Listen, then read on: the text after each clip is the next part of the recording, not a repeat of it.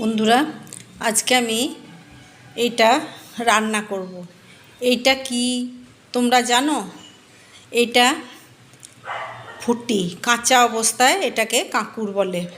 এটা পাকলে এটা ফুটি হয়, আর নাহলে এটা কাঁকুর বলে। এই কাঁকুরটার তরকারি করব। আমি এটা চিংড়ি মাছ দিয়ে করব। কাঁকুরটা টুকরো করে কেটে নিয়েছি। এই যে চিংড়ি মাছ, এই চিংড়ি মাছটা আমি কেটে বেছে ধুয়ে নেব। ওই কাঁকুর দিয়ে চিংড়ি মাছ দিয়ে রান্না করব। ধোয়া হয়ে গেছে। এরপর আমি এর মধ্যে নুন হলুদ মাখিয়ে নেব।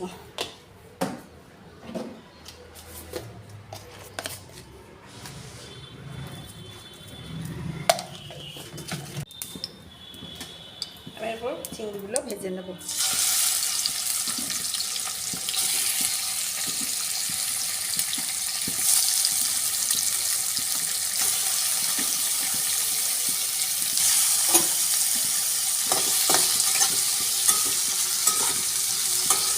চিংড়িগুলো বেশ বড় বড় চিংড়ি আছে।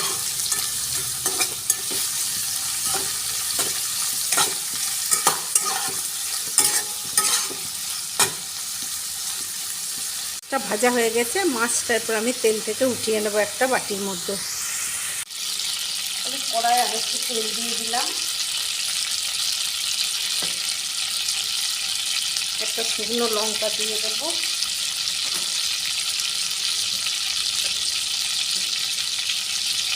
জিরে দিয়ে দেবো ফোড়নে। তেজপাতা দিয়ে দিলাম।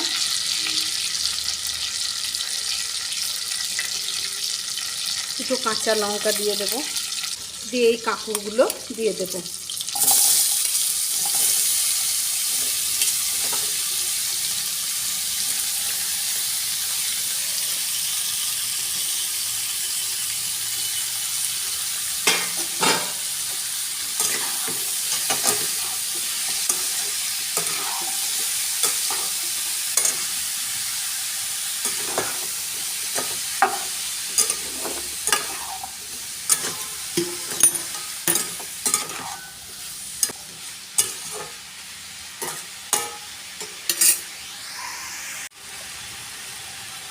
এর মধ্যে আমি হলুদ দিয়ে দেব, স্বাদ মতো লবণ দিয়ে দেব।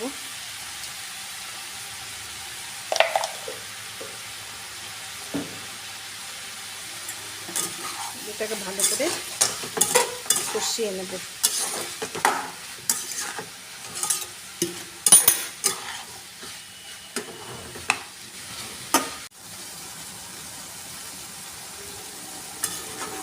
নুনটা দেওয়ার পর কাঁকুরটায় জল বেরিয়েছে। আমি এই জলটাতে একটু ভালো করে কষিয়ে নেব। আমি এখন এর মধ্যে জল দেব না।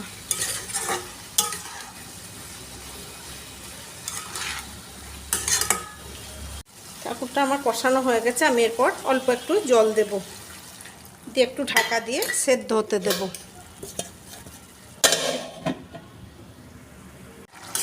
আমি এরপর একটু নেড়ে দেখব সেদ্ধ হয়েছে নাকি। আমার কাঁকুরগুলো সেদ্ধ হয়ে গেছে।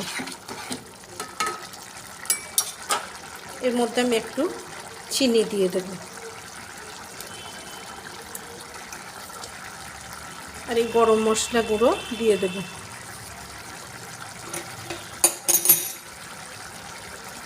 চিংড়ি মাছগুলো দিয়ে দেব।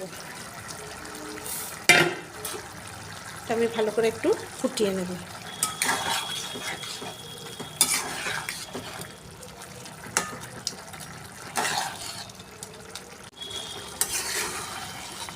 আমার তরকারিটা রান্না হয়ে গেছে। আমি এরপর এটা প্লেটে ঢেলে নেব। বন্ধুরা, আমার কাঁকুরের তরকারি রেডি হয়ে গেছে। এইভাবে আপনারা একবার কাঁকুর খেয়ে দেখবেন, খেতে খুব সুন্দর হয়। আর এটা একটা নিত্য নতুন তরকারি। 12 মাসই তো পটল চিংড়ি, লাউ চিংড়ি সবই খাচ্ছেন, কিন্তু একবার কাঁকুর চিংড়ি করে বানিয়ে খেয়ে দেখবেন। এই কাঁকুর চিংড়িটা খেতে দুর্দান্ত হয় আর খেতে খুব সুন্দর লাগে।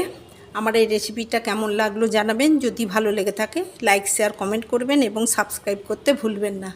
ধন্যবাদ।